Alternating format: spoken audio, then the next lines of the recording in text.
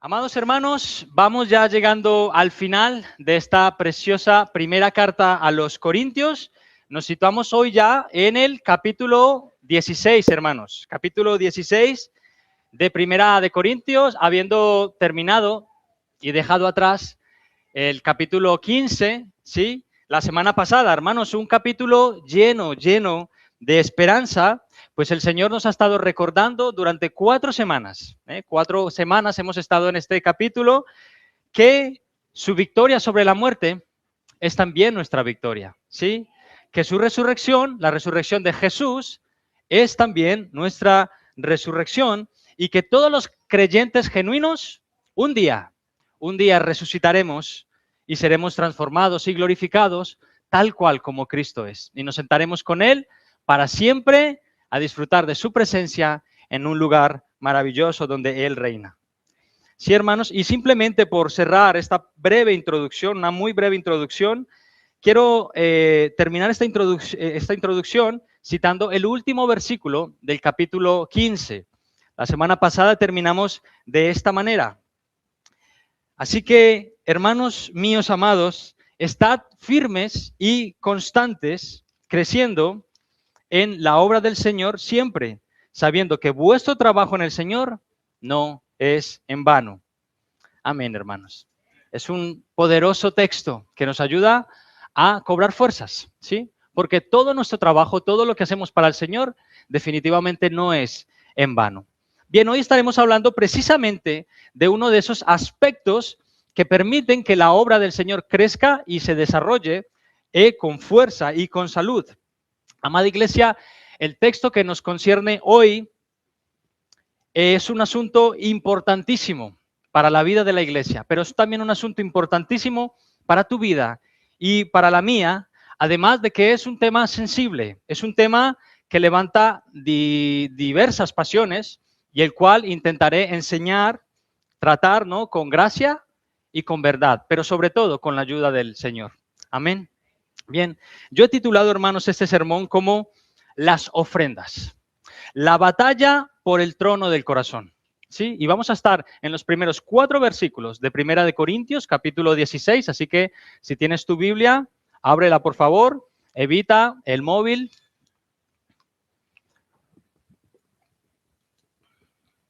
Que al final, pues nos distrae bastante, ¿sí? Vamos a leer nuestro texto, son solo 4 versículos. Primera de Corintios, capítulo 16, del 1 al 4. Dice la palabra del Señor: en cuanto a la ofrenda para los santos, haced vosotros también de la manera que ordené en las iglesias de Galacia. Cada primer día de la semana, cada uno de vosotros ponga aparte algo, según haya prosperado, guardándolo para que cuando yo llegue, no se recojan entonces ofrendas. Y cuando haya llegado, a quienes hubiere designado por carta, a estos enviaré para que lleven vuestro donativo a Jerusalén. Y si fuere propio que yo también vaya, irán conmigo. Bien, hasta ahí la lectura. Vamos a orar, hermanos. Padre vuestro, que estás en los cielos, a ti, Señor, y solo a ti rendimos gloria. Y a ti, solo a ti nos dirigimos en oración, porque solo tú tienes el poder de escucharnos. Te pedimos, Señor, que hoy hables a nuestro corazón.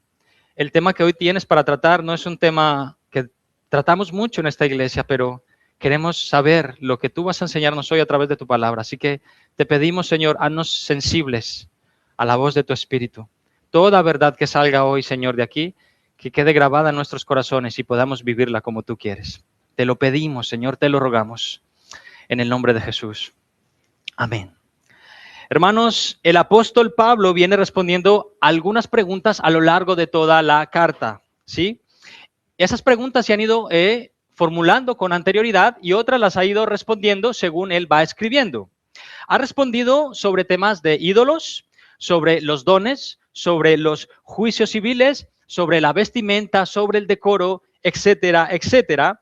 Y ahora se dispone a responder una pregunta que se ha hecho con respecto a una ofrenda específica para una iglesia específica y además el apóstol va a establecer principios y ordenanzas para los cristianos de todas las generaciones, ¿sí?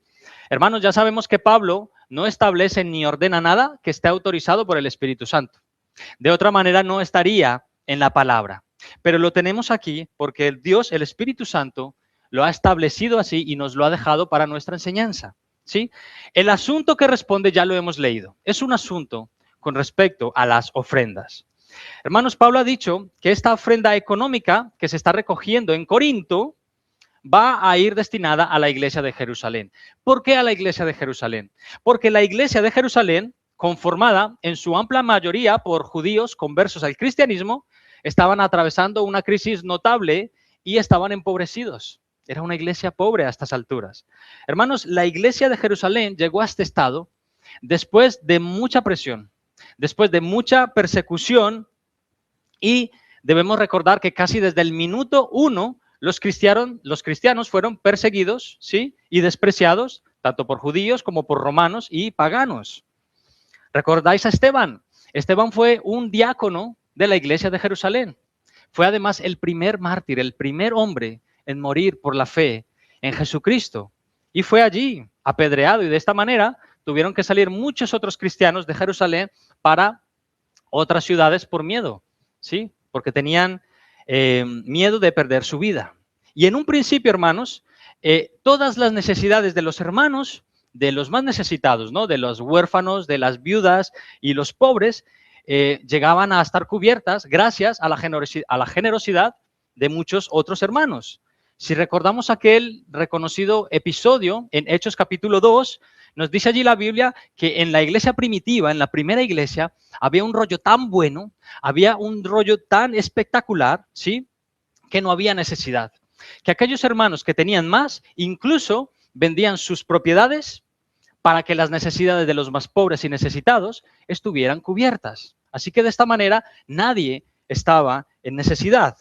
Y estaban allí, plantados, sí, con mucha presión, con mucha persecución, pero reunidos, como una familia, comían juntos y se alegraban con sencillez de corazón delante del Señor y para la gloria del Señor.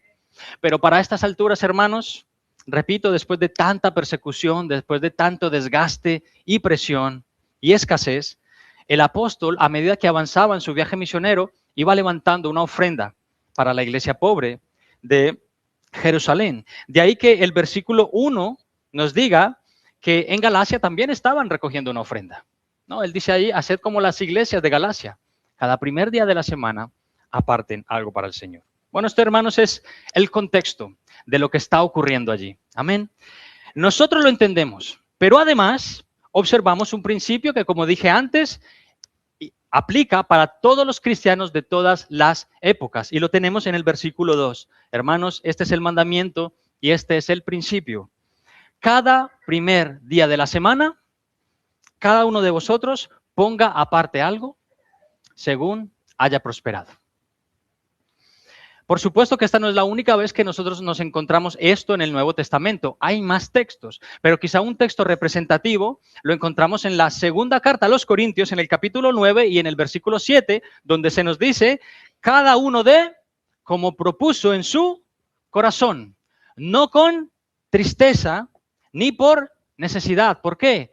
Porque Dios ama al dador alegre. ¿Sí? De nuevo, hermanos, ¿para quién es este mandato? Para cada creyente en Cristo. Cada uno dé como propone en su corazón. Y como os decía al principio, esto es un tema sensible.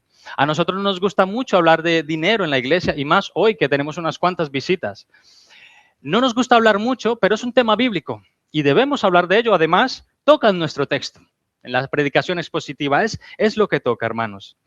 Así que de manera, hermanos, que en las ordenanzas para el cristiano, además de santificarse, además de congregarse, además de servir, además de amar, además de perdonar y un largo etcétera, el cristiano debe dar, aportar económicamente para su iglesia local. Si te fijas, hermanos, todo esto que hemos mencionado tiene que ver con dar. El que quiere servir, ¿qué debe hacer? Debe darse a sí mismo por otros.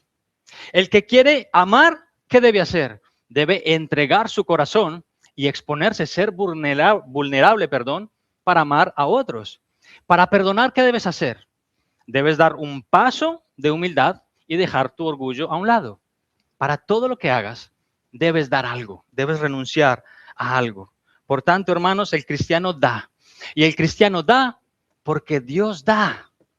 Esa es la realidad, hermanos. Dios siempre, siempre está dando. Su increíble corazón generoso no para de dar y dar y dar y dar y dar. Y la verdad es que Él no recibe tanto como da. Esa es la verdad. Nuestro Dios no solo da, hermanos. Nuestro Dios se da a sí mismo en generosidad. Y quiere recordarnos esta mañana que para los que queremos ser como su Hijo Jesucristo, es imprescindible dar y darse. Hermanos, el tema de hoy es el dinero y las posesiones. Y la manera en que nosotros pensamos acerca de estas cuestiones nos provee una tremenda radiografía para nuestro corazón y nos ayuda a ver quién o qué se está sentando en el trono de nuestro corazón, además de Jesucristo. ¿Sabes que según las palabras de Jesús hay un potente competidor que está ahí queriendo sentarse en el trono de nuestro corazón además de Él? Fíjate lo que dice Mateo capítulo 6 y versículo 24. Nadie puede servir a dos señores, porque o aborrecerá al uno y amará al otro, o estimará al uno y menospreciará al otro. No podéis servir a Dios y a las riquezas al mismo tiempo. No se puede. Hermanos, existe una intensa relación entre nuestra espiritualidad y el uso que le damos a los recursos económicos. Escucha este dato curioso, escucha lo que dice, lo que contiene la Biblia. Mirad, hermanos, hay unos 500 versículos en la Biblia que hablan sobre la oración. Menos de 500 versículos que nos hablan sobre la fe. Y atención al dato, más de 2.350 alusiones al dinero y las posesiones. Fíjate si es importante. Hermanos, 16 de las 38 parábolas tienen que ver con el dinero y las posesiones. Las parábolas que el mismo Señor Jesucristo nos dijo. Por eso, hermanos, es que la manera en que pensamos y usamos el dinero que tenemos y las posesiones dice mucho de nuestro corazón. Y es ahí donde el Señor quiere hablar esta mañana. Él quiere hablarnos esto. No solo ahora, siempre. Porque nuestro corazón está arraigado muchas veces en la avaricia, ¿no? Dijo un hombre de Dios una vez, y cito, lo que haces con el dinero que llega a tus manos revela quién es Dios para ti. Repito, lo que haces con el dinero que llega a tus manos revela quién es Dios para ti. Esto es fuerte. Y obviamente este hombre de Dios no estaba hablando únicamente de la ofrenda que das al Señor, sino de todo lo que hacemos con el dinero, hermanos. ¿Cómo inviertes? ¿Cómo lo guardas? ¿Cómo lo retienes? ¿Cómo compras? ¿Cómo das? ¿Cómo ayudas? Todo esto termina revelando quién es Dios para ti. Hermanos, Dios a través de su palabra, con toda esta cantidad de información que hemos dicho que contiene la Biblia, sobre este asunto, quiere llevarnos a un nivel superior de pensamiento, hermanos, y hacernos libre de las ataduras al Dios dinero. Y quiere abrirnos el corazón para ser verdaderamente libres y generosos, como es Dios. Hermanos, recuerda que esto es una batalla por el trono del corazón. Y con esto no quiero decir que Jesús se está batiendo en duelo con el Dios Mamón, como algunos han llamado al Dios del dinero, el Dios Mamón. No, Jesús no está batallando contra Mamón. De ninguna manera. Jesús es lo suficientemente fuerte como para vencer a cualquiera. No hay una batalla para decidir quién es más fuerte, si este Dios o Jesús. No, hermanos. El derecho a gobernar sobre tu vida y la mía la tiene Jesús de Nazaret, porque Él ha sido quien te ha creado. Él ha sido el que te ha dado la vida, el que te ha sustentado, el que te ha prosperado, el que te ha levantado, el que ha venido a esta tierra a vivir y a morir por ti, y quien ha resucitado después de 3 días para darte a ti la posibilidad de resucitar juntamente con Él. Ese derecho lo tiene Jesús sobre nuestra vida. Hermanos, a lo que me refiero es que en esta lucha por el trono del corazón, te toca decidir a ti y a mí a quién vas a posesionar en ese trono y a quién le vas a dar el control de tu vida, de tu mente, de tu dinero, de tus posesiones, de tus actitudes. ¿A Mamón, a ti mismo o a Dios? Recuerda, esto es una batalla. Una pregunta así muy directa y muy descarada, ¿no? Cuando tú abres la aplicación del BBV, entras ahí, pones la huella y entras a tu aplicación del BBV, del Royal Cucha, de Santander o lo que sea. Cuando tú ves esa cifra que pone ahí, esos 720 euros, esos 3.300 euros o esos 32.540 euros, una pregunta, ¿de quién es ese dinero? ¿Son tuyos? Sí, la aplicación pone Gerson Jaramillo Echeverry. ¿Y del Señor cuánto es? Otra pregunta, cuando vas al parking y arrancas tu coche nuevo o tu coche de segunda mano o el coche que tienes hace 20 años pero que todavía te funciona bien, cuando te subes al coche y lo arrancas, ¿en qué piensas? ¿De quién es el coche? ¿Es tuyo? Sí, los papeles ponen claramente Alaitz Muñoz Jiménez. ¿Y del Señor? ¿Cuánta parte le corresponde al Señor de ese coche? Mirad, queridos, yo recuerdo, hace un par de años dimos aquí, estuvimos hablando, dando una serie de escuela dominical sobre cómo pensar y hacer bíblicamente acerca del dinero. Lo recordáis muchos de vosotros. Estuvimos estudiando un libro llamado Tu dinero cuenta, ¿sí? Que por cierto, hermanos, está en una lista de nuestro canal de YouTube. Si alguien quiere, no estuvo aquí en las clases, puede entrar allí y verse todas las clases, son súper interesantes. Y yo recuerdo, hermanos, que una de las primeras verdades que nosotros aprendimos en aquel estudio, el primer principio que serviría de fundamento para todo lo demás, es poner todo en su sitio. Y esto es, todo le pertenece al Señor.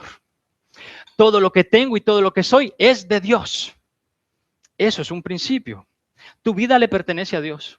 Tus hijos le pertenecen a Dios. Tu casa, tu salud, tu cartera. Todo, hermanos, le pertenece a Dios. La Biblia dice esto claramente en muchos sitios, pero yo te traigo 2 ejemplos aquí. Fíjate lo que dice Ageo capítulo 2, versículo 8. Mía es la plata y mío es el oro, dice Jehová de los ejércitos. ¿El oro de quién? El de los demás, el mío no. Mía es la plata y mío es el oro. Fíjate lo que dice el Salmo capítulo 24, versículos 1 y 2. De Jehová es la tierra y su plenitud, el mundo y los que en él habitan, porque él la fundó sobre los mares y la afirmó sobre los ríos. ¿De quién es la tierra? ¿De quién es el universo? ¿De quién es tu vida? ¿De quién es tu cartera? La verdad, Salmos 24, versículos 1 y 2. La verdad, dicen mis hermanos, es que todo es realmente del Señor. Y en muchas ocasiones nos comportamos como si lo que tuviéramos es nuestro. Y nadie tiene derecho a exigirme qué puedo hacer con lo que es mío. Y hermanos, traigo a colación este aspecto porque uno de los fundamentos para pensar bíblicamente y correctamente sobre este asunto es que más que dueños de ciertas cosas, somos mayordomos de todas estas cosas. Y un día, el dueño de todo nos pedirá cuentas de cómo lo hemos administrado.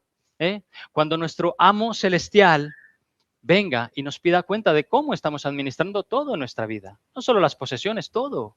Nuestro tiempo, nuestra vida.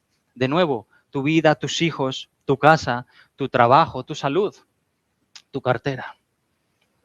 Hermanos, hay cristianos que empiezan a crecer económicamente y su generosidad con el reino de Dios es casi inexistente. O personas que dicen amar a Dios, que empiezan a prosperar y piensan en todo, menos en el reino de Dios. Hay cristianos que le piden al Señor un coche porque lo necesitan y sabes que el Señor se los concede. Y cuando tienen el coche, que a nadie se le ocurra subir en mi coche, y menos a los niños, que luego manchan toda la tapicería, los cristales, ponen sus manos en todos los sitios. El Señor les ha prosperado y se les ha olvidado de dónde provienen todas estas cosas. O el Señor a lo mejor te concede un piso de alquiler o te permite comprar un piso, una casa, yo qué sé, y no abren las puertas de su casa nunca, hermanos, para una reunión, para alojar a alguien, para recibir a alguien. Se les ha olvidado que cuando lo pedían, le decían, Señor, dámelo y lo usaré para tu gloria. Y cuando llega, cierran el puño, cierran la puerta de su casa y no lo ofrecen jamás. Es importante entenderlo con mentalidad de siervos, hermanos. Siervos que administran. Porque un siervo suele cuidar mejor de las cosas que sabe que no son suyas, ¿sí o no? Cuando a ti te prestan algo, a que lo cuidas mejor que si es tuyo, ¿sí o no? Porque, si es mío, pues se rompe y lo pago yo, pero si es de otro, a ver la que me va a caer, ¿no? Además, hermanos, un siervo que ama a su Señor cuida y administra bastante mejor de lo que no es suyo. ¿Sabes por qué? Porque todo lo que quiere es la sonrisa del Señor. Todo lo que quiere es que su Señor le diga, bien hecho, siervo y fiel. Eso es lo que hace un siervo que ama a su Señor. Está buscando la aprobación de aquel Señor que tanto bien le hace y le ha hecho. Esa mentalidad de siervo con lo que tenemos es lo que necesitamos pedirle a Dios. Por tanto, amados hermanos, recordad, lo que tienes como tuyo no es tuyo, es de Dios y debes administrarlo porque un día se nos pedirán cuentas. Para la iglesia de Corinto y para nosotros, la instrucción es muy clara. En función de lo que el Señor te esté proveyendo, en función de cómo el Señor te esté prosperando, pon una parte proporcional para Él y para su reino. Y hazlo con alegría, como propones, en tu corazón. ¿Por qué? Porque Dios ama al que da de esa manera. ¿Sí o no? Ahora bien, la pregunta obligada, una pregunta que necesita una respuesta obligada más bien, es la siguiente. ¿Cuánto debo poner aparte? ¿Cuánto debe ofrendar un cristiano?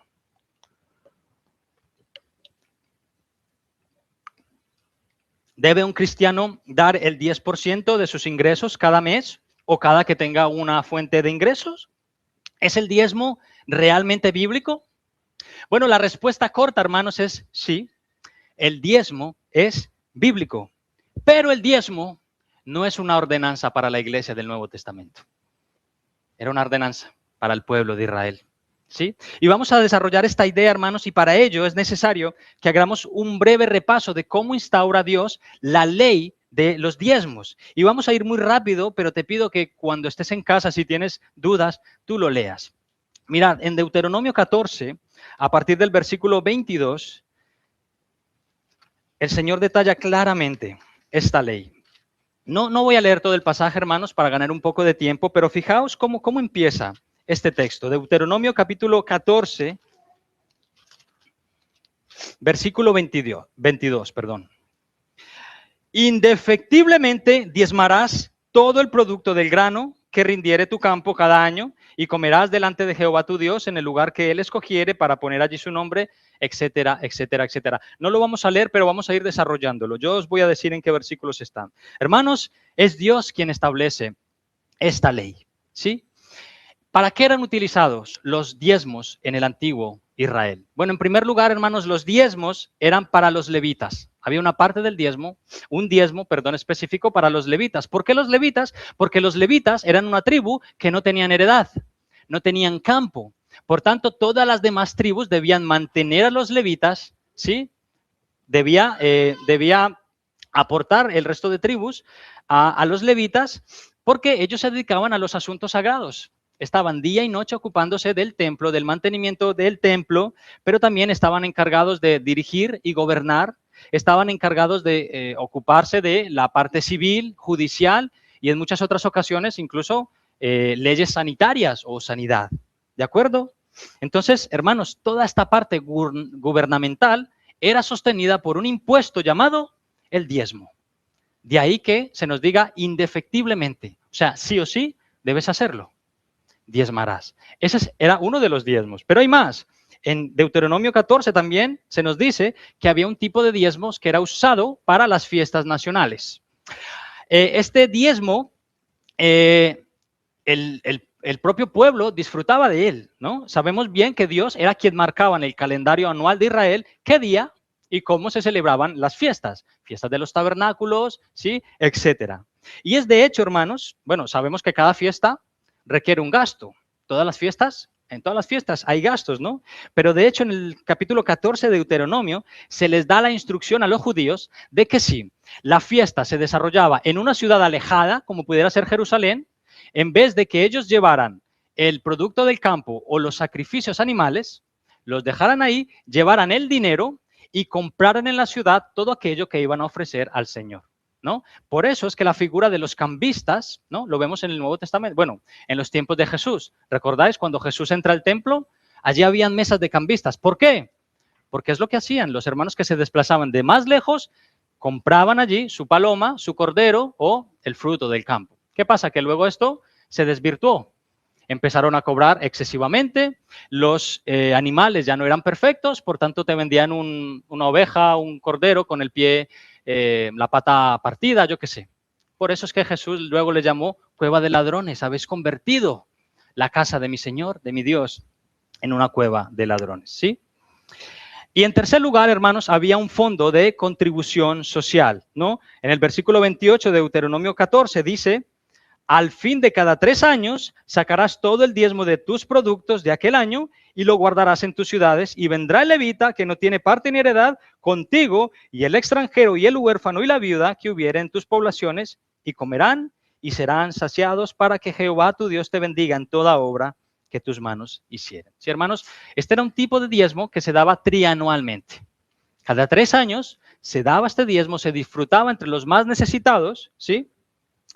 Y sabemos quiénes eran ellos porque lo hemos leído: viudas, extranjeros, huérfanos, pobres, etcétera.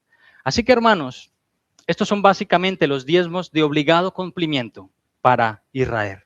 Los expertos han hecho cuentas y se comenta que la proporción media de una familia hebrea, la proporción media que debía ofrendar asiduamente los judíos, representaba en torno a un 23% de los ingresos familiares. Así que el diezmo no era un 10%, era bastante más que un 10%. Y ojo al dato, hermanos, no tenía que ver generalmente con dinero. No tenía que ver generalmente con dinero. Bien, esta es la ley de los diezmos dada por Dios a Israel. Es una ley tan seria que cualquier hebreo piadoso que la incumpliera estaría expuesto a el duro castigo de Dios, de tal manera que quizá en algunas ocasiones Dios maldecía a su propio pueblo. Y es por eso que encontramos textos como aquellos de Malaquías, capítulo 3, versículos del 8 al 10, donde se nos dice: ¿robará el hombre a Dios? Pues vosotros me habéis robado y dijisteis: ¿en qué te hemos robado, Señor? En vuestros diezmos y ofrendas. Malditos sois con maldición, porque vosotros, la nación toda, me habéis robado. Hermanos, este texto es muy importante entenderlo en este contexto.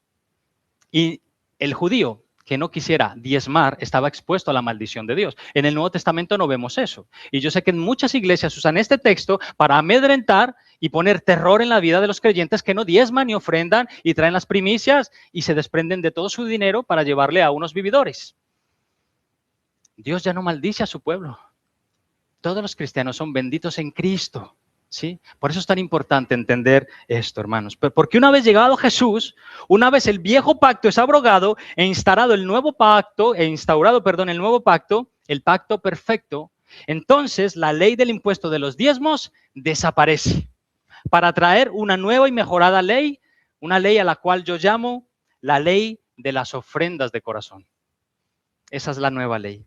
Hermanos, cuando estudiamos todo el Nuevo Testamento, la palabra diezmo es mencionada creo que menos de 10 veces en todo el Nuevo Testamento. Y lo hace generalmente o bien para cuando Jesús, no sé si lo recordáis, estaba dándole caña a los fariseos, diciéndole: vosotros sois unos hipócritas porque diezmáis la menta, el eneldo, etcétera. También es usado, por ejemplo, en la epístola a los Hebreos, donde se nos recuerda que Abraham dio diezmos del botín de guerra a Melquisedec, esa figura tan extraña en el Antiguo Testamento. Pero nunca vas a encontrar la palabra diezmo como una instrucción para la iglesia del Nuevo Testamento. ¿Sí? Porque en Cristo la iglesia tiene la ley de las ofrendas de corazón. Dijo John Piper, este conocido pastor y escritor estadounidense, y cito, creo que el Nuevo Testamento ha establecido la generosidad cristiana para la causa de Cristo sobre una base nueva. Una libertad motivada por el gozo de ver a Cristo glorificado en las vidas de las personas. Eso es lo que nos debe motivar cuando ofrendamos, que Cristo sea glorificado y que a través de esas ofrendas muchas vidas puedan conocer al Señor. Muchas vidas reciban instrucción del Señor. Muchos proyectos se lleven adelante. Hermanos, ¿para qué son usadas las ofrendas en la iglesia? Bien, las ofrendas que cada uno de nosotros traemos aquí son usadas generalmente para tres cosas. En primer lugar, hermanos, las ofrendas son usadas para sostener el ministerio de los ancianos y los pastores que trabajan en pro de la iglesia para la gloria de Dios. ¿Sí? Dice 1 Timoteo capítulo 5 versículos 17 y 18, los ancianos que gobiernan bien sean tenidos por dignos de doble honor, mayormente los que trabajan en predicar y enseñar. Pues la escritura dice, no pondrás bozal al buey que trilla, y digno es el obrero de su salario. ¿Sí? Es lógico y es normal que una iglesia sostenga la vida de sus pastores porque ellos se encargan de dar el alimento y cuidar del rebaño. En segundo lugar, las ofrendas que damos en este lugar se utilizan para la expansión del reino de Dios. Hermanos, esto se traduce en todos los esfuerzos que nosotros hacemos para el evangelismo y para las misiones. En 1 Corintios, capítulo 9, versículo 14, dice la palabra que así también ordenó el Señor a los que anuncian el evangelio, que vivan del evangelio.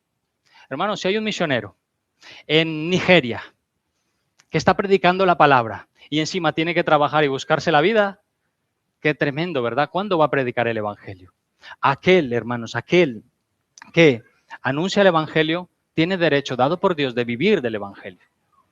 Es lo que dice la palabra de Dios. Y en tercer lugar, hermanos, las ofrendas que traemos a esta iglesia, o las ofrendas que los hermanos llevan a sus iglesias locales, ¿sí?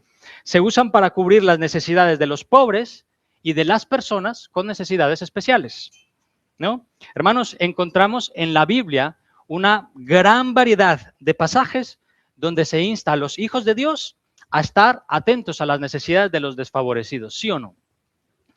Hacer todo el bien que podamos y especial y principalmente a la familia de la fe, a nuestros hermanos en Cristo principalmente. Dice Gálatas capítulo 6, versículos 9 y 10, no nos cansemos pues de hacer el bien, porque a su tiempo segaremos si no desmayamos.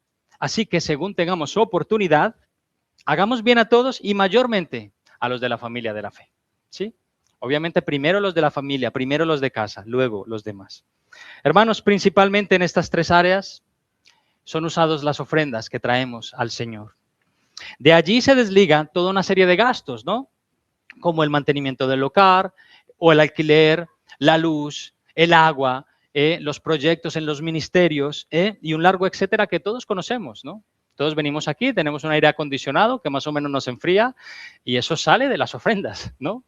De ahí sale. Ahora bien, una vez establecida toda esta base, hermanos, una vez hecha la diferencia entre las ordenanzas para el antiguo Israel, las ordenanzas para Israel y las ordenanzas para la iglesia de Cristo, vamos a responder a la pregunta, ¿cuánto debe dar un cristiano?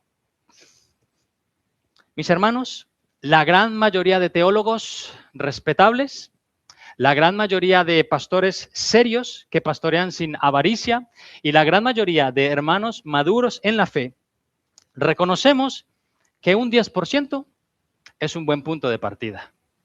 ¿Cómo? Pero, o sea, el 10% no es el tope, sino el punto donde comienzo, pero pastor, por favor.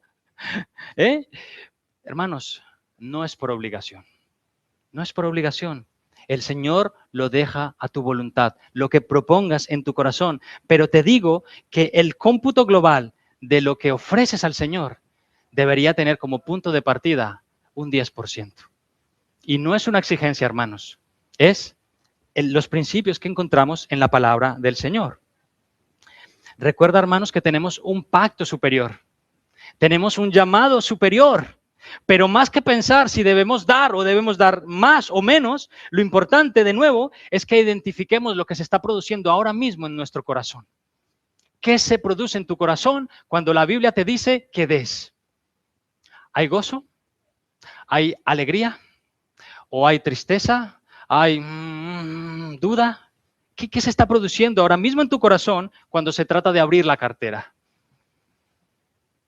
Pregunta, ¿piensas en ello con alegría o lo que te produce es un inmenso dolor? Hermanos, allí tenemos el principio. En 2 de Corintios, ahora voy a leer el texto entero, capítulo 9 del 6 al 8.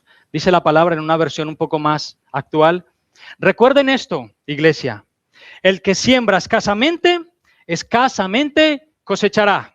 Y el que siembra en abundancia cosechará. Cada uno debe dar según lo que haya decidido en su corazón, no de mala gana ni por obligación, porque Dios ama el que da con alegría. Y Dios puede hacer que toda gracia abunde para ustedes, de manera que siempre y en toda circunstancia tengan todo lo necesario y toda buena obra abunde en ustedes. Amén. Amén. Amados hermanos, mirad, yo no voy a meterte la mano en el bolsillo ni en la cartera. El pastor Marcos tampoco lo va a hacer. Es más, es que ni nos interesa cuánto das. Yo no quiero saber cuánto das, no me interesa. Eso es un asunto entre tú y Dios, es un asunto entre yo y Dios. Lo que me interesa es que detectemos la avaricia que quiere apoderarse de nuestro corazón y la destronemos. La echemos fuera de nuestro corazón. Y mi deseo y mi oración durante esta semana ha sido, Señor, Padre, quiero ser como tú. Quiero que me abras el corazón para la generosidad, Señor, para tener la misma actitud, Señor, que tú tienes cuando das y cuando te das. Eso es lo que quiere el Señor, una actitud, ¿no? Hermanos, que nuestro deseo sea llegar a ser como los cristianos antiguos. Que nuestro deseo sea llegar a pensar como las propias iglesias de Macedonia que describe Pablo en la segunda carta a los Corintios. La quiero traer a colación porque me parece súper bonito, hermano. 2 de Corintios capítulo 8 y versículos del 1 al 5. Mira lo que dijo Pablo de estas iglesias. Escucha. Asimismo, hermanos, os hacemos saber la gracia de Dios que se ha dado a las iglesias de Macedonia, que en grande prueba de tribulación, la abundancia de su gozo y su profunda pobreza abundaron en riqueza de su generosidad. Pues doy testimonio de que con agrado han dado conforme a sus fuerzas y aún más allá de sus fuerzas, pidiéndonos con muchos ruegos que les concediésemos el privilegio de participar en este servicio para los santos. Y no como lo esperábamos, sino que asimismo se dieron primeramente al Señor y luego nosotros por la voluntad de Dios. Hermanos, tremendo. Una iglesia con necesidad, una iglesia con pobreza, rogándole al apóstol, apóstol, es verdad, no tenemos mucho, pero no nos quites el privilegio de participar en la obra de Cristo. Déjanos, no es mucho, pero lo damos con alegría, déjanos. Y el apóstol dijo, está bien. Tremendos cristianos, hermanos, tremendos. Ese es el mismo sentir que hay en Dios. Hermanos, ¿sabéis cómo da Dios? Con alegría. No de mala gana, no por la obligación. ¿Por qué? Porque Dios se ama a sí mismo y Dios ama al dador alegre. Te pongo un ejemplo práctico. Yo creo que esto vale para todos, para padres, para hermanos, cuñados, hijos, nietos. Mira, cuando tú estás preparando un regalo para alguien que tú amas mucho, ¿sí? ¿Cómo lo haces? Con ilusión, ¿verdad? Cuando estás ahí pensando en un regalo, pues lo planeas con tiempo y mientras lo compras, mientras lo haces o lo envuelves o lo dedicas, no sé, estás todo el tiempo pensando en la cara de sorpresa de la persona a la que vas a regalar, ¿no? Estás ahí pensando, wow, todavía queda un mes y medio, pero ya verás la carita que va a poner, ¿sí? Mira, esta semana Isaac cumplió 5 añitos, ¿sí? Y lleva meses con el deseo de tocar la batería. Siempre nos piden en el coche alguna canción, pónmela que esa tiene la batería, ¿no? Y me gusta. Y sabéis que yo toco la batería y quiero enseñarle a tocar, ¿no? La batería. Entonces le hemos comprado una batería electrónica, porque tenemos vecinos, pequeñita, ¿verdad? Para niños, y se la hemos abierto el día 30, ¿sí? En la mañana. Bueno, yo estaba en el trabajo, no pude ver su cara, pero ¿qué pensáis? ¿Vosotros pensáis que nos duele darle ese regalo a nuestro niño? No, con mucha alegría e ilusión de que él reciba lo que quiera. Y con una ilusión de que un día Isaac llegue a desarrollar su talento y algún día se siente allí, en ese rincón, una vez haya dado su vida al Señor y quiera servirle con los dones y talentos que tiene. Pensamos en ilusión no solo en el regalo, sino en lo que puede hacer ese regalo en su vida. Y esto es solo un instrumento. A lo mejor de aquí a 2 años ni quiere y se dedica por otra cosa. No lo sé, hermanos, ¿sí? Hermanos, ese sentimiento es el que quiere el Señor que tú tengas cada vez que le das un regalo a Dios. Cada vez que tú le das una ofrenda, que lo hagas con ilusión, que busques la sonrisa de Dios, porque Dios ama al dador alegre. Y no se trata de que vengas por el pasillo bailando aquí al cofre, ¿no? Y sonriendo y mostrando tu sobre. No se trata de eso, ¿eh? Se trata de que cuando vengas aquí al cofre tengas la actitud de corazón correcta, la actitud que Dios ama y aprueba. Hermanos míos, Dios no quiere que des con dolor en el corazón.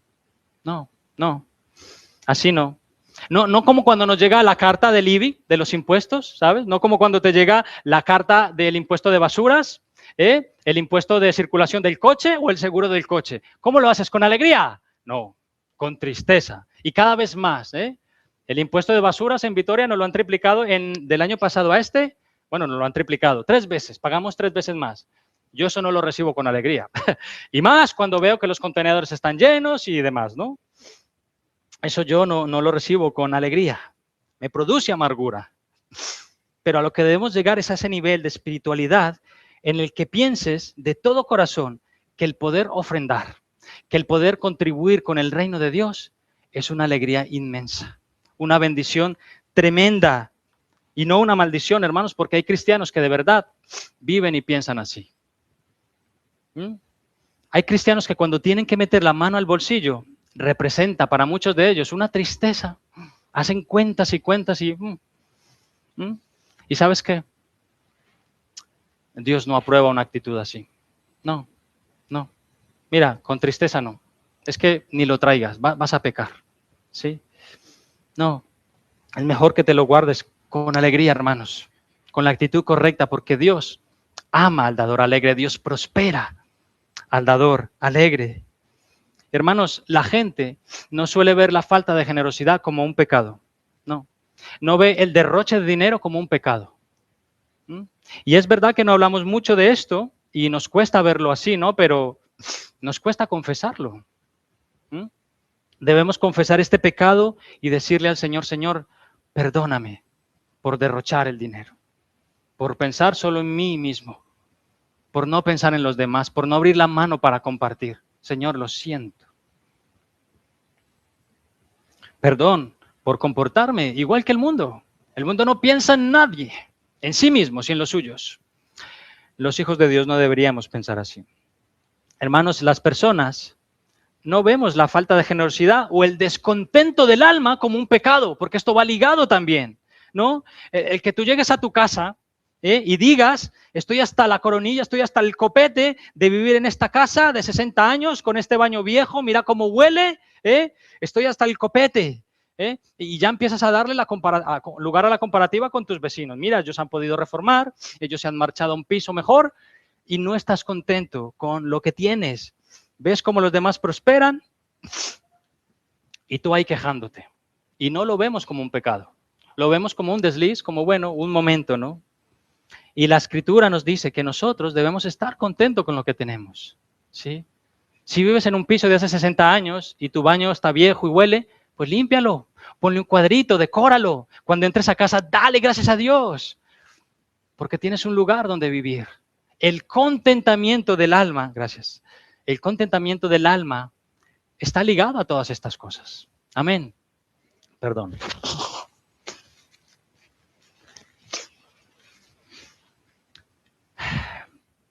Y es verdad, hermanos, que la generosidad y el desapego de lo material es algo que uno va aprendiendo como en el caminar cristiano, ¿sí o no? Y además uno se va rodeando de personas generosas y te motivan a dar y tú dices, madre mía, pues esta mujer, este hombre, Yo quiero ser, ¿no?, como esta persona, ¿eh? Esto se va aprendiendo en el caminar cristiano, hermanos, porque la avaricia y la codicia están y van a estar ligadas todo el tiempo a nuestro corazón. Todo el tiempo. Y la falta de contentamiento también. Y es verdad, hermanos, que hay personas que tienen un don tremendo para la generosidad. Da un gusto verles, hermanos, desapegados completamente a lo material. Da igual si se acaba de comprar unas zapatillas nuevas, si ve a alguien sin zapatos, se los da. Acaba de cobrar y ve a alguien en necesidad, dice, esto me hacía falta, pero esta persona lo necesita más. Y se lo da. Es impresionante, hermanos. ¿Cuánto tengo yo que aprender de estas personas? No sé tú, pero yo sí, muchísimo. Estas personas están completamente desapegadas a toda, ¿no? Luego hay otros que somos un poco más nostálgicos, más apegados a lo material, y el Señor pues nos va ayudando. Ahora bien, te recuerdo una cosa importantísima que va implícita en esto y además dijimos ya hace tiempo, hermanos, con respecto a las ofrendas. Las formas revelan la actitud de tu corazón. La manera en que tú lo haces, la manera en que tú ofrendas y gastas, ¿sí?, revelan la actitud de tu corazón, ¿no?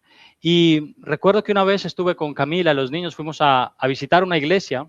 Bueno, creo que Aroa todavía no existía, no lo recuerdo, o estaría en la tripa de la Macho. Estaba predicando acerca de las ofrendas. Y él decía, mirad hermanos, la actitud, las formas revelan el corazón. Por eso cuando voy a ofrendar, yo me preparo con antelación, decía. Yo busco los billetes más bonitos porque son para el Señor. Y si tengo uno feo y puedo cambiarlo, lo cambio. ¿Sí? Y él estaba hablando esto de las formas, ¿no? Y tú puedes decir, oye, todos los billetes de 50 o de 20 o de 10 o de 5 son iguales. Sí, pero esto es como él lo hacía, ¿no? Y entonces aprendimos de esto. ¿Por qué? Porque, hermanos, esto te evita de tener una ofrenda descuidada. ¿Sí? Si tú lo preparas durante la semana, te evitas llegar aquí el domingo y decir, ahí va la ofrenda, uy, va un Bizum, uy, venga que voy corriendo al banco. Que esto a veces pasa, a mí también me pasa, ¿no?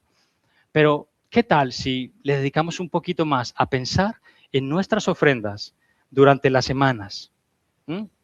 Esto tendría más sentido para nuestros corazones. Hermanos, hay un enorme beneficio en tu corazón y en tu casa cuando lo haces así. Mira, te cuento un poco cómo lo estamos haciendo ahora en casa, ¿no? No voy a poner un ejemplo de nadie, voy a hablar de lo que hacemos en casa desde hace unos meses y sobre todo a medida que los niños van teniendo un conocimiento mayor acerca del dinero, porque ya sabes cómo son los niños. Si tiene 20 monedas de 20 céntimos y tú le ofreces cambiarle esas monedas por un billete de 200, te van a decir no, porque yo tengo 20 monedas y tú solo me vas a dar un billete, ¿no? Pero van teniendo cada vez más conciencia de ello, ¿bien? Lo que le estamos enseñando a nuestros hijos es porque el egoísmo y la avaricia también están en sus corazones. Los niños son tremendamente egoístas, no sé si te has dado cuenta, ¿no? Nosotros solíamos ofrendar una vez al mes, a fin de mes, cuando cobrábamos, ¿no? Y desde hace unos meses venimos haciendo de manera semanal, generalmente. Hay veces que se nos pasa y demás, ¿no? Y cada semana, hermanos, antes de salir de casa, nosotros reunimos a la familia, ponemos el dinero y convocamos a los niños y les preguntamos, niños, ellos ya lo saben, niños, ¿este dinero para qué es? Ya responden, la ofrenda para el Señor. Muy bien. Y entonces aprovechamos para enseñarles y les decimos, chicos, el Señor ha sido tan bueno con nosotros. Nos ha prosperado de tal manera, nos ha provisto salud y trabajo. Y esto que le damos al Señor es solo una pequeña parte para mostrar nuestra gratitud. Y luego les preguntamos, niños, ¿lo hacemos con tristeza? Hoy mismo en la mañana lo hicimos, ¿no? Y ellos decían, no, con alegría, ¿verdad? Sí, porque es para el Señor. Entonces aprovechamos este momento para que ellos también vayan teniendo este concepto y a medida que vayan creciendo también estén expuestos o quieran ser generosos para la obra del Señor. ¿Sí? Y entonces, después de esto oramos. Alguna vez ora algún niño, otra vez nosotros, y decimos, Señor, gracias. Y así lo vamos preparando durante la semana. Hermanos, tiene enormes beneficios hacerlo de esta manera. Tú puedes hacerlo como quieras. Yo no te digo cómo debes hacerlo, una vez al mes, cada 15 días, semanalmente, como tú quieras. Pero eso, queremos crear en ellos y en nosotros también un corazón gozoso. Desprendernos de la avaricia que hay aquí instaurada y traerlo para el Señor.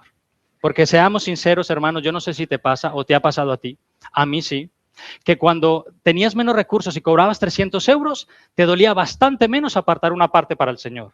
20, 30, 40 o 50 euros, lo que fuera. Pero a medida que el Señor te va prosperando y vas ganando más,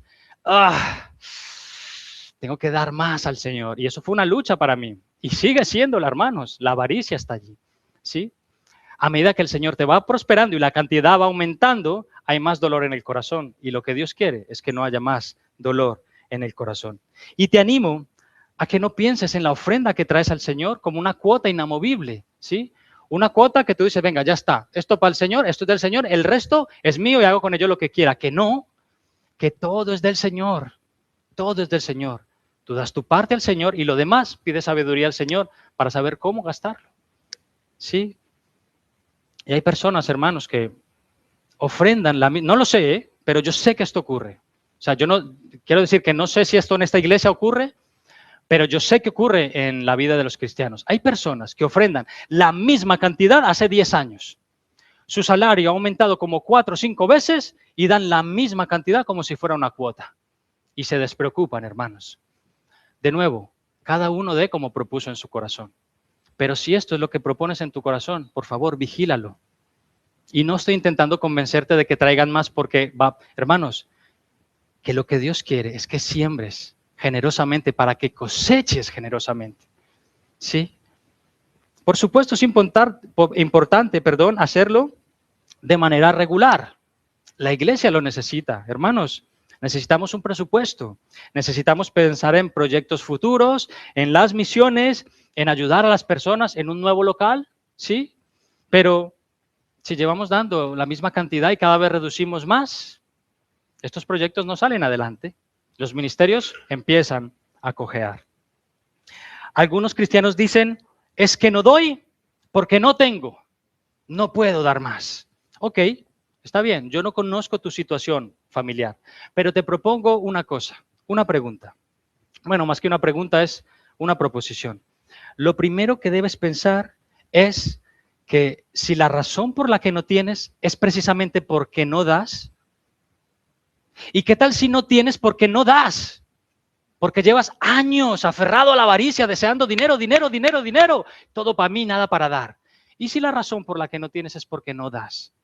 Mira estos principios. Primera de Timoteo 6:17. A los ricos de este siglo manda que no sean altivos ni pongan la esperanza en las riquezas, las cuales son inciertas, sino en el Dios vivo que nos da todas las cosas en abundancia para que las disfrutemos.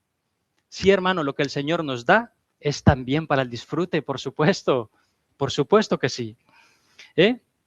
¿Y a quién generalmente da Dios en abundancia? Al que da, hermanos, es así. Mira este otro principio, mira este contraste. Eclesiastés capítulo 6, versículo 2, recordad, esto lo escribe Salomón, el hombre supuestamente o seguramente más rico que haya existido. No sé si ha tenido más dinero que Elon Musk, pero al menos en el texto bíblico es lo que nos dice. El hombre más rico del mundo en su época. Mira lo que escribe el hombre más rico de su época. He visto otro mal terrible bajo el sol que pesa tremendamente sobre la humanidad. Dios les da a algunos mucha riqueza, honor y todo lo que pudiera desear, pero luego no les da la oportunidad de disfrutar de esas cosas. Se mueren y algún otro, incluso un extraño, termina disfrutando de toda esta abundancia. Eso no tiene sentido, es una tragedia terrible. No les da al Señor la capacidad de disfrutar a estas personas que tienen muchísimo dinero porque están con el puño cerrado. Hermanos, hay personas que no tienen porque no dan. Dios no le da la capacidad porque no abren su corazón para compartir. Y de nuevo, no estoy hablando de las ofrendas para esta iglesia, estoy hablando de tu vida en general, de cómo piensas en el dinero. Cuando vas a comer con tus amigos, ¿tú das lo justo o te despreocupas y dices, venga, va, 5 euros más para el bote? Cuando tienes que comprar algo, ¿cómo está tu corazón? ¿Agarrado o piensas, bueno, está bien, un poquito más no pasa nada? Tiene que ver con todo esto en nuestras vidas. Y no nos gusta mucho esta exhortación, esta amonestación, pero es bíblico, hermanos. Es bíblico. Y, por supuesto, si estás pasando necesidad, te digo una cosa, hermanito, hermanita. Si estás pasando necesidad en casa, no estás robando a Dios, sino traes ofrendas a esta iglesia, no. En las falsas iglesias donde se predica el abominable evangelio o teología de la prosperidad, te meten un miedo terrible a los hermanos para que den y den y den, aunque seas pobre y no tengas nada. ¿Sí? les dicen, estás robando a Dios. Pero en base, hermanos, a lo que Jesús enseñó en Marcos capítulo 7, la enseñanza es clara. Primero, cubre las necesidades de tu casa. Primero tu casa, primero el alquiler, primero el piso. Primero, aliméntate, ¿sí? Si no tienes para comer, ¿qué haces trayendo dinero aquí? Al contrario, vente que te vamos a alimentar, ¿sí? Te vamos a dar. Pero una vez el Señor te prospere, una vez el Señor te haya prosperado, no cierres el puño y el corazón o la cartera. Abre tu corazón porque siempre hay necesidad. Hermanos, una cosa es la necesidad y otra cosa es el lujo. Está bien que necesites unas zapatillas, pero tienen que ser la de 220 euros. Está bien que necesites una lavadora, pero tiene que ser la Whirlpool X 2500 que te hace de todo, de 1400, 1600 euros. Una cosa es necesidad, ¿sí? Y otra cosa, los lujillos. Y por supuesto, hermanos, no se trata de quién da más o menos para considerarte generoso. No. Se trata de que en la medida que tengas, proporcionalmente des al Señor. ¿Recuerdas la viuda que el Señor Jesús elogió en Lucas capítulo 21? ¿La recuerdas? Estaban en el templo y los ricos daban importantes sumas de dinero. Y Jesús elogió a una mujer que echaba 2 moneditas de 5 céntimos en la hucha. Esta mujer dio más que vosotros, porque vosotros estabais dando de lo que os sobraba. Y esta mujer dio todo lo que tenía. Y eso también necesitamos vigilarlo. Cuando primero hago mis cuentas y luego doy lo que le sobra al Señor, cuidado, porque probablemente estés cosechando escasamente. ¿Sí? Hermanos, me voy acercando ya al final.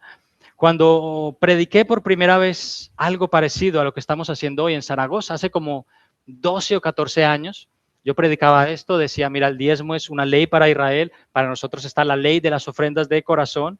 Recuerdo que después de predicar una hermanita vino y me dijo, mira, Gerson, yo no estoy de acuerdo contigo, porque si decimos a la gente que el diezmo no es una obligación, van a dejar de dar. Y entonces la iglesia, ¿qué va a hacer? ¿Cómo se va a sostener? En vez de dar el 10%, van a dar menos. Y yo le dije, mira, yo no lo creo. Mira, la iglesia es de Dios. Él es quien sustenta su iglesia. No vamos a enseñar otra cosa que no esté en la Biblia. Porque el que es avaro en su corazón va a escuchar esta predicación y va a decir, bien, estaba dando 100, pues ahora 70, el resto para mí. Pero el que es generoso, a quien el Señor abre su corazón, va a escuchar esta predicación y dirá, Señor, sé que puedo dar un poquito más para tu gloria. Y hermanos, esto no es una recaudación, recordad, esto es el principio de Dios.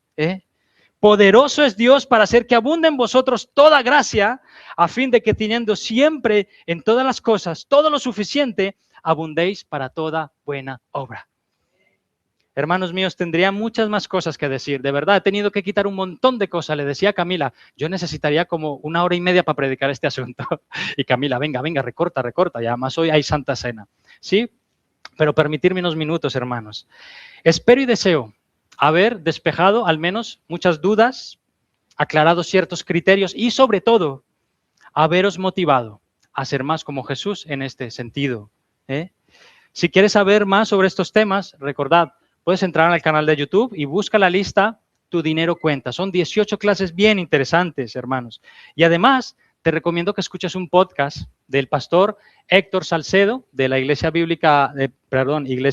Bautista Internacional, la IBI, y entres allí, busques en YouTube el Ministerio Integridad y Sabiduría y vayas a una lista que pone Tu Corazón y el Dinero. Buenísimo. El pastor Héctor ha sido economista durante años y él da seminarios para empresarios, economía bíblica, ¿verdad? Es muy interesante.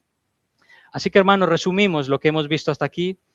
Hemos considerado el hecho de que todo lo que somos y poseemos es de Dios. No somos nuestros, somos del Señor. Hemos considerado que la ley de los diezmos instaurada por Dios y justificada a la luz de la Biblia, decimos que el diezmo no es una ordenanza para la iglesia, sino para Israel, y nosotros tenemos la ley, de nuevo, de las ofrendas de corazón. Hemos hecho un llamado a dar generosa y alegremente para el reino de Dios, hermanos, porque Él lo manda. ¿Y sabes qué? La verdad es que lo merece. El Señor lo merece. Hemos hecho un llamado a vigilar la actitud de nuestro corazón cuando damos. Y finalmente, entre otros asuntos, hemos recordado que más que sentir pesar por dar, debemos pedir al Señor el mismo sentir que hay en Él cuando da. alegría, ilusión, que prepares tu ofrenda con tiempo y digas, Señor, gracias por permitirme participar de tu reino. ¿Sí? Termino diciendo esto, si hay un ejemplo máximo sobre dar, hermanos, mira la cruz, mira la cruz. Observa al Hijo de Dios dándose a sí mismo por rescatar tu alma del infierno. Observa al cielo, mira al Padre entregando y dando a su Hijo Jesús para venir a esta tierra a vivir por ti y morir por ti y resucitar por ti, para que tengas una vida abundante en el cielo. Hermanos, porque de tal manera amó Dios al mundo que dio a su Hijo Jesucristo, para que todo aquel que en Él crea no se pierda, sino que tenga la vida eterna. Amén. Oramos. Señor, es un tema sensible. Es un tema complicado, pero sobre todo complicado para el corazón. La verdad es que cuesta dar, pero queremos, Señor, hacerlo con alegría. Tú nos das todo el tiempo. Padre, te pido por mi corazón, el corazón de mi familia y el corazón de cada persona de esta iglesia. Señor, que demos con la actitud correcta, lo que hayamos propuesto en el corazón, pero para tu gloria, Señor, para que tú resubas gloria y seas muy exaltado a través de las ofrendas. Señor, ayúdanos a pensar correctamente acerca del dinero y las posesiones. No queremos pensarnos dueños de todo, queremos vernos como administradores, como siervos que administran todo lo que tú nos has dado. Señor, gracias por tu palabra. Recibe toda la gloria en el nombre y por los méritos de Jesús. Amén.